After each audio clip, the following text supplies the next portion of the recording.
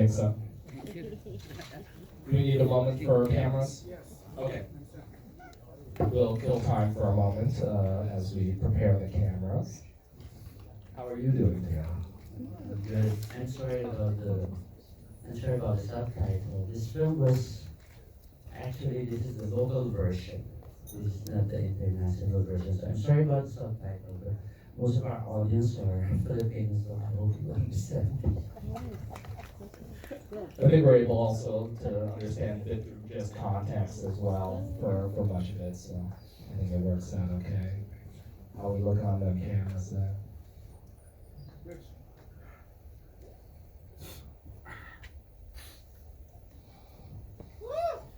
Go, we're good. All right, sounds like that we have the green light, the red light for recording. Okay. Okay, so let's go ahead and get started with. So this was the movie you made, hot off the heels of Kinatai, which was a huge success and won the award for Best Director at the Cannes Film Festival, which is an unprecedented honor for a Filipino director. And what I'd like to know is, was this film, with its large epic scale and action scenes and all of this, was this sort of the result of the acclaim of Kinatai, or was this sort of something you already had in the chamber that you were already planning to make before Kinatai blew up so big? Yeah, this is something that I have already in mind because normally whenever I plan to do something, it would really take me some time to really, the process like kind of long. Like it took us a year to do all the research, and interviewing a lot of people, especially for this project. So it took us it took me like a year just doing the interviews and trying to develop the script. But before Kinatai, I already have an idea about this film. Even before Kinatai, I already have, well, while I was doing service, I already have some sort of a initial research about Lola, which actually went to Venice. In fact, when I was in Cannes, I was like talking to some friends, and I was kind of, we were talking about Lola, but we were at the time we were showing Kinatai. So the films have a pretty long gestation period. It takes a little while. I noticed. So you were one of the screenwriters on this one. Are you usually a lead screenwriter on your own films? Yeah, usually I think with all of my films, it's usually the idea or the concept really comes from me, because that's the whole point. You make films, you develop a film because you are attracted to it, because there's something important about that story that you really want to share with your audience. And you mentioned research. So research must be a large part of your sort of process. Would you describe what sort of research do you conduct, and how does that sort of play a part in the construction of the screenplay? It's a huge part because for me, it's all about the truth. It's all about reality. It's all about being not judging regardless of. I want to see it on the whole perspective. I don't want to be judgmental about what I just hear about the news. That's why I have to really do some research and really in-depth interview about people. That's really my process. That's amazing. And I'd like to ask you a little bit about the style of filmmaking seen both here and many of your other films. Can sort of be described as almost documentarian. It's like seeing a documentary of things that you couldn't possibly make a documentary of, things that you could not be there at the time for those sorts of things. Would you describe how you achieve that sort of off-the-cuff feel in your filmmaking? Well, first of all, it has to start with a story. When I'm attracted to a specific kind of idea or story, there must be a reason, like there must be a point why I want to make this story or this film. It's not just about I want to make this film because it's about abduction and all. there's a statement that I want to make, and it has to come from that. And from that statement, you want to share your voice, with a larger audience. So with that, you have to go through a process like interviewing people, knowing the sides of the coin, and that is from the perspective of what is being, read in the news or shown in the news. It can't be that. It can't be that because that's from the perspective of other people. It has to be coming from me. And once I see that, because I can talk to these people who are a major part of my story, then I can gauge from that, from there, and you know, and work, you know. In terms of being on set and doing the camera work and staging the scenes, it also has that incredible immediacy. And I recall from our last conversation that you commonly do not provide the actors with the script. Yeah. Was that the same process here? Yes, everywhere. Like even it's a developer. He's a developer, the biggest actor in Cannes. And this is the first time that she worked on a project where she wasn't able to read the script. But of course, our manager was able to read the script and assured her that, that it's a good script. And on the set, she was just like, of course, she knows what the film is all about. But arriving on the set, she doesn't know what's going to happen. She doesn't know what's going to, the sequences that will be shot. And it goes with everyone, with the Filipino actors and everyone. So they arrive on the set not knowing what to do and what's going to happen. I remember some of the Filipino actors were telling me that I don't know how to swim. You might I might be pushed on the on the water and I cannot swim. And then I said, no, we won't do that. I mean, I'm not going to do that. But everyone was like, in the boat, everyone was kind of really, anxious of what's going to happen with them. And you can see it in their face because that's part of the whole process. In fact, I just want to share with everyone that before the shoot, nobody knows who are the captives and who are the kidnappers. They just They don't know who they're discover, on the set because I did not introduce everyone. On the and this film was shot chronologically, from the first day, where the kidnapping happened until the time, where everything was, they were able to, saved by the law enforcement. So it was in that process. So you can just imagine, from the actor's point of view, how the things that they have to go through. That's fascinating. That's such a unique approach to things. You mentioned the boat scenes, and I was interested in just some technical things about it. So there are several scenes on the boats. How far away from land are you when you're shooting those? Well, quite far. Really? I was just telling Mike a while ago that there was this instance where we just completely forgot about about how far we were from the shore. We're like in the middle of Pacific Ocean where it's shark infested. Because I was so into the scene and because I just felt a bit dizzy because why is the wave so big? and then the guy told us that we're in the middle of the Pacific Ocean and we have to and this is shark infested. Oh, let's go back. Let's go back. Please, let's go back because I completely forgot about it.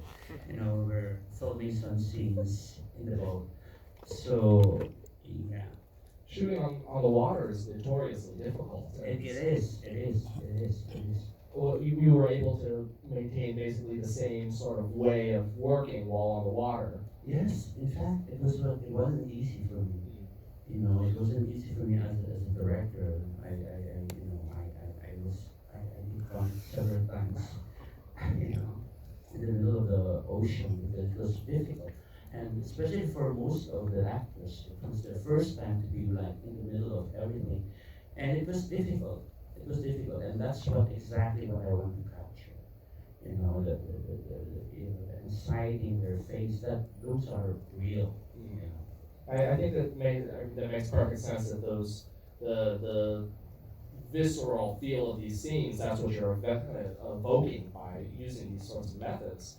I'd like to zero in on another scene that I think is a real like centerpiece scene of the movie, which is when they're in the hospital and they're being attacked from the outside, and meanwhile there's a childbirth that is happening, and I believe that's all just real footage of someone giving birth. Yeah. And you know, I think it speaks to sort of your sort of daring approach and your pursuit of realism, the way that you approach that scene, because it's fairly unique to sort of combine an action scene like that with a sort of poetic moment like the birth of a child, but have it so visceral. Can you speak to a little bit about your thought process and putting that together? Well, first of all, it was really in the script, like while everything is happening, there's like a childbirth happening also in the hospital. But that scene wasn't easy because that was a real one. You know? So we have to go to the hospital where we have to talk to this to this woman who's giving birth, and we have to let her sign something, and for us to be able to film her. And we have to wait, and we were told that she's going to give birth at around 8 p.m. But she didn't, you know, it happened at around 4 a.m. in the morning. So we're like waiting the whole time for her to give birth. And but it was also an amazing experience for everyone, including for the actors, you know, doing this like for the first time, like seeing live in front of you. And for everyone else also, from cinematographer to me, you know, I could barely look at the monitor because like it's my first time seeing a child, you know, A mother. and a mother, and it was you know, it was an amazing experience. But yeah, and I think that's what filmmaking is all about. You know, we learn from it, we discover things that we never thought that, you know, it will make an impact, you know, on our lives. Like, that was kind of, you know, after that scene, you know, I went home at 6 a.m., I haven't had any sleep, and I have to wake up at 8 a.m., you know, but what just happened a few hours ago is something really I can't forget. About that same scene, along with such a realistic scene of birth happening, there is an action scene that's being intercut with it. But With a a lot of yeah, but of course there's already the editing part. You know. right. In real life, of course, you don't have that, but that's the magic of editing. Right. And but the action scenes, I'm interested in hearing about like the scale of them, because they were, I mean, you have rocket launchers and it's like a lot of pyrotechnics going on. It's very large scale. How was it? Had you worked with this scale of action and pyrotechnics before? No, first time. And how was it being the first time? Like doing Tinatay and Service, you know, these are like small films that really made an impact in the global film industry. But doing Captive after that, it's like my most biggest project. It certainly feels There's like a collaboration you know, European collaboration and funding from Europe and working with Isabel's kind of, you know, big thing. And I shot Tinatay for 10 days, and those films that went to Cannes for like almost the same number of days. But we shot this for like 20 something days, and yeah, it's my most expensive, the biggest production I had. amazing. And how did you enjoy doing the action action scenes? Like, was it a slog sort of shooting It's not easy. things exploding, or was No, it? no, no, it's not easy. It's not easy, doing all the, having all these pyrotechnics and all the special effects is very hard because I am, before this project, I was really into intimate, stories about, about families, about, small film. It's like big.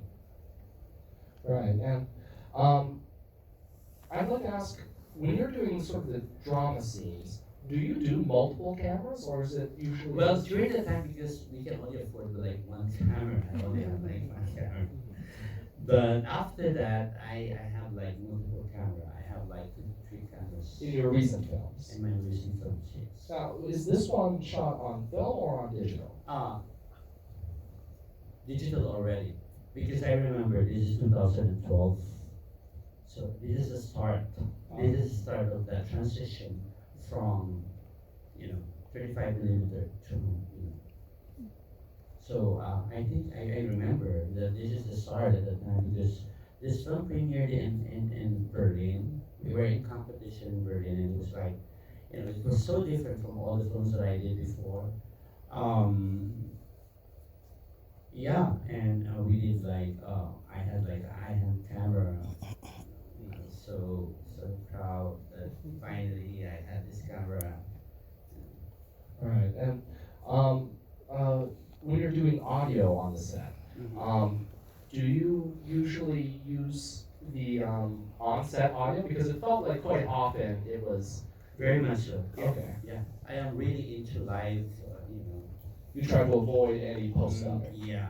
I don't want. To keep the versatility. Exactly.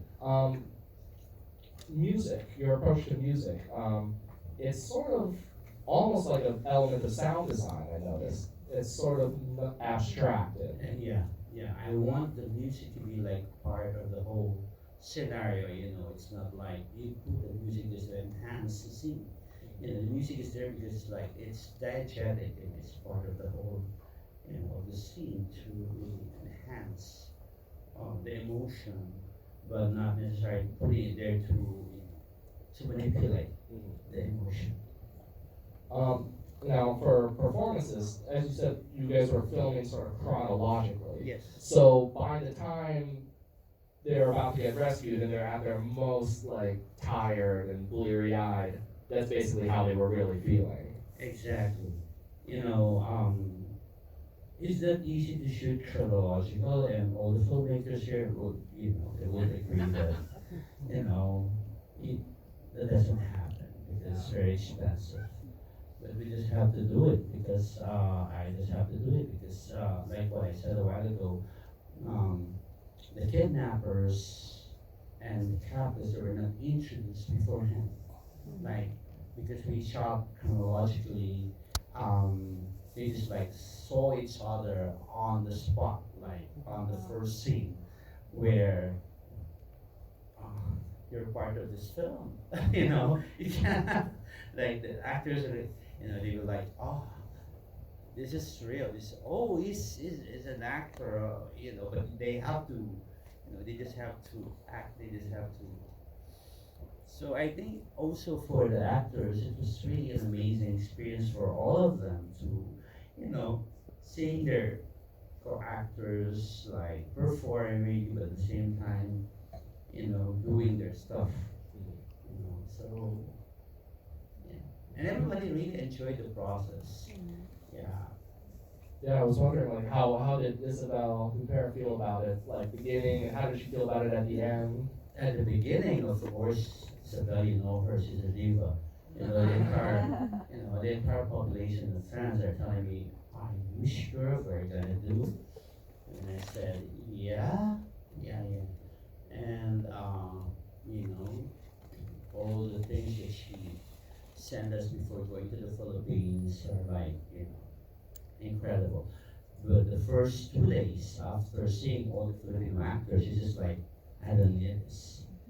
I just she was, upon seeing all the Filipino actors, how they do it, how they collaborate with me, she was just at the end of the film, she's everybody's best friends. Oh. You know.